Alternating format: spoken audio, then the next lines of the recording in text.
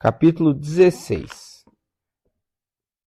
Num dos passeios pela floresta, junto com o avô Tamaí, um dia Caíto foi picado por uma abelha. A sua reação foi imediata. Matou o pequeno inseto. Nunca mais faça isso, Caíto, disse Tamaí. Não mate um ser vivente, nem que seja uma formiguinha. Todos têm uma missão a cumprir, um propósito para viver. Picou meu braço, avô Tamaí. Picou porque você ameaçou a jandaírazinha, que estava tomando banho na margem deste igarapé. Caíto ficou invocado com aquilo. Disse, não mexi com ela. Mas a jandaírazinha se sentiu ameaçada, você fazendo esse barulho feio na boca, como se fosse um tapir velho. E por que ela está tomando banho? Ora, porque as abelhas são os bichinhos mais limpos da natureza. Tomam 3 banhos por dia. Trabalham, levando o doce das flores para sua casa e tibungo. Um banho. Trabalham e tibungo. Outro banho. Onde tem coisa com cheiro ruim, elas não chegam. A jandaíra rainha, que é a mãe delas, tem, a seu redor, um grupo de abelhinhas só para banharem. Aquele mel tão doce é a jandaíra que faz? Isso mesmo, Caíto. A gente come, alimenta e serve para curar ferida.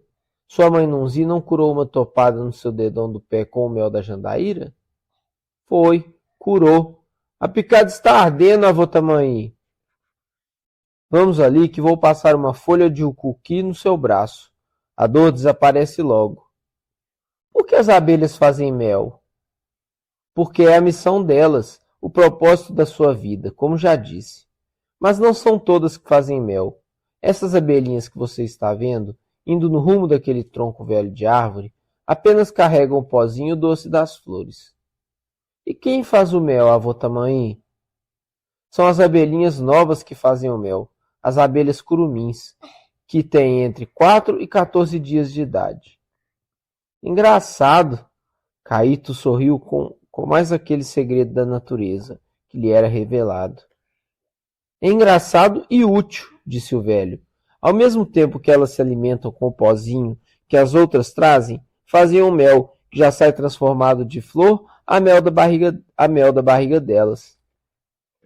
Elas vomitam o mel, avô Tamaí? Isso mesmo. E outras abelhas guardam em caixinhas.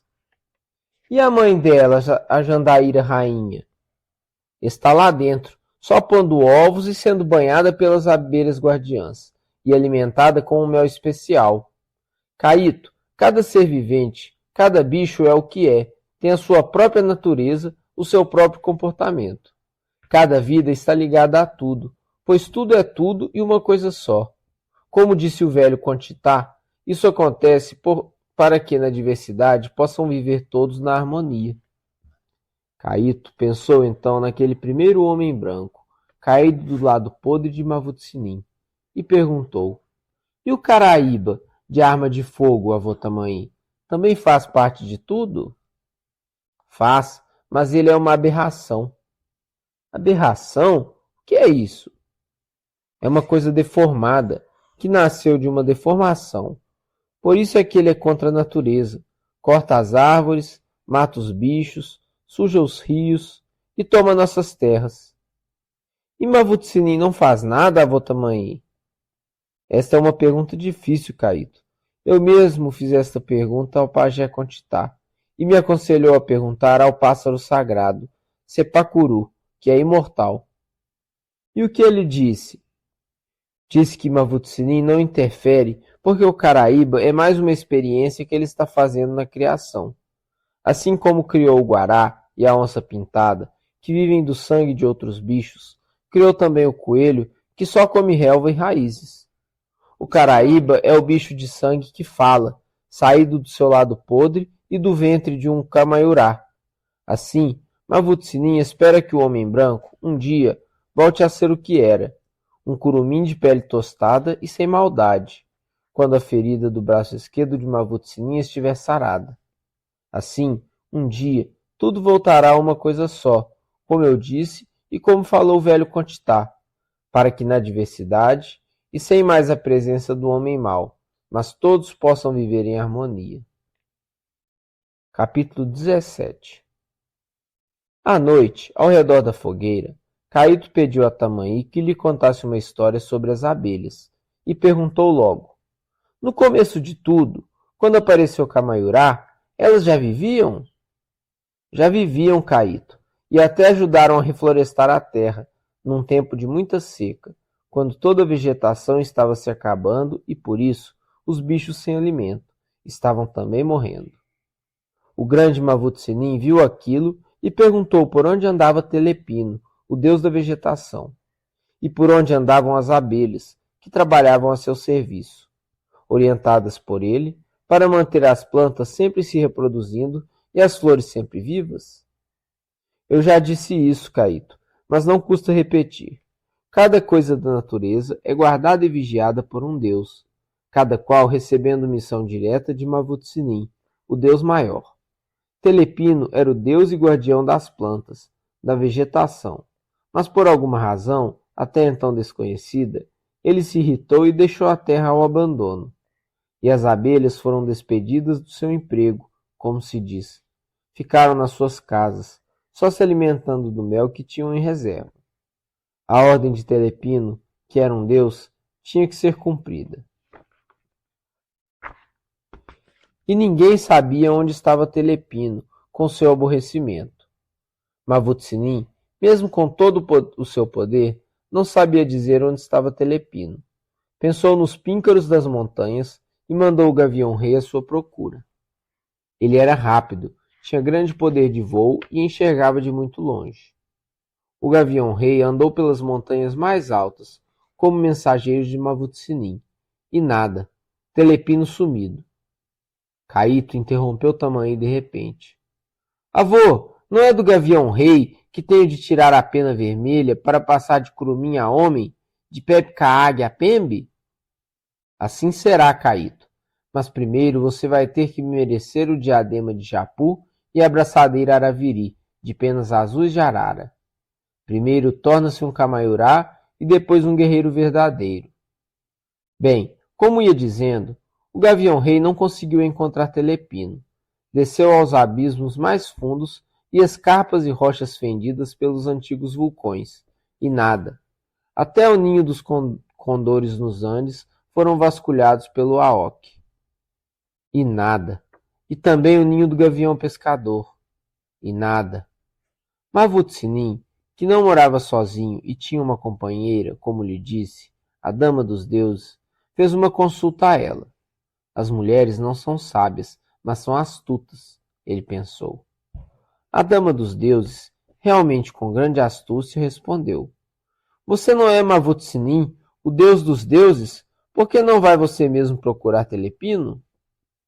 É o que vou fazer logo, disse ele com raiva, e riscou no céu um raio luminoso, e provocou um trovão. A dama dos deuses brincou. Pensa que Telepino está dormindo este tempo todo? Mavut-Sinim, como era deus e sábio, pensou em procurar Telepino num lugar óbvio, na própria casa do deus da vegetação. Mavut-Sinim pensou: o que está mais perto é o que está mais escondido. Ele se referia aos mistérios e segredos da natureza, que muitas vezes são simples e estão ao alcance de nossas mãos. O coração dos homens, por exemplo, pensava ainda Mavut-Sinim. Ele palpita a verdade, o sentimento e a sabedoria dentro do próprio corpo. Mavut-Sinim foi direto à casa de Telepino e não o encontrou.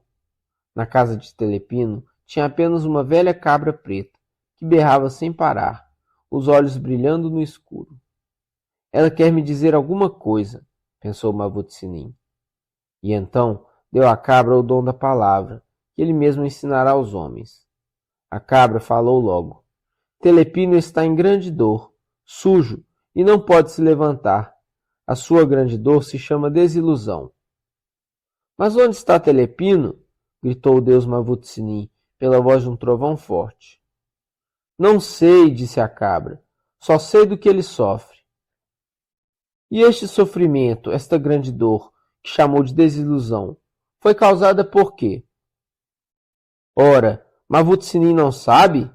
Será que um Deus também envelhece e perde a sabedoria? Telepino era o encarregado da vegetação. Eu não interfiro, para não tirar a sua autoridade. Que dor é esta que ele está sofrendo? Diga logo, sua cabra preta. É porque os homens brancos começaram a matar os bichos, sem necessidade. Não é para matar a fome ou se abrigar sob sua pele. Eles matam a vida por esporte, como dizem. Matam por cobiça, diversão e perversidade. Por isso, Telepino, vendo seu poder diminuir, abandonou tudo, triste, magoado e em grande dor de desilusão.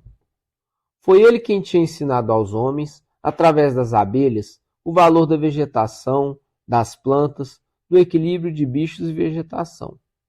Desiludido, se recolheu em algum lugar, sujo e doente, esperando o pior, o fim do mundo. Natureza morta, morte para tudo. Telepino devia ter me consultado, disse Mavut-Sinim, achando que ele estava se divertindo demais com a dama dos deuses e deixando a sua obrigação de criador das coisas de lado, confiando demais nos deuses menores, que muitas vezes não tinham iniciativa ou ideias novas, ou temessem os homens. A cabra preta continuou. Telepino não quer se recuperar, quer ficar escondido até o fim dos tempos, quando tudo voltará a ser uma coisa só. Chega dessa conversa comprida, aborreceu-se Mavut-Sinim. O principal a cabra preta não tinha lhe dito, onde estava o Telepino. Contando a sua conversa com a cabra para a dama dos deuses, ela teve outra ideia. Por que não manda a abelha? Ela não está a serviço de Telepino? Se ele está sujo e a abelha tem horror à sujeira, ela vai logo sentir o bafo ruim do Telepino. E foi o que aconteceu, Caíto. A abelha encontrou logo o Telepino, todo sujo e desiludido da vida, escondido numas pedras por dentro de uma caverna, onde só a onça canguçu enxergava no escuro. Ele estava mesmo num lugar difícil de encontrar. Aí a abelha purificou o Telepino, juntou as companheiras e lhe deu um bom banho. E lhe disse que Mavut-Sinim mandava falar para ele voltar a ser o deus da vegetação, porque tudo estava torrando de seco e os bichos morrendo. Que com a vigilância dele e o trabalho incessante delas, as abelhas, a natureza não ia morrer, se acabar, mesmo que alguns homens maus tentassem destruir tudo. Purificado, Telepino, e se sentindo orgulhoso com o trabalho das abelhas, que ele mesmo tinha instruído, sentiu-se melhor, recuperado da grande dor da desilusão. A dor mais mortal, como ele mesmo disse. E voltou, e logo a vegetação, com o trabalho das abelhas nas flores, voltou a ficar verde, a crescer. Tudo verde de volta ao belo da natureza. A natureza deixou o cinza triste e o silêncio, e se enfeitou de outras cores e de canto dos pássaros. E os bichos se reproduziram, e os homens continuaram vivendo. Mavut-Sinim de vez em quando avisa. Se não pararem de destruir a natureza, o sol-fogo vai acabar torrando tudo.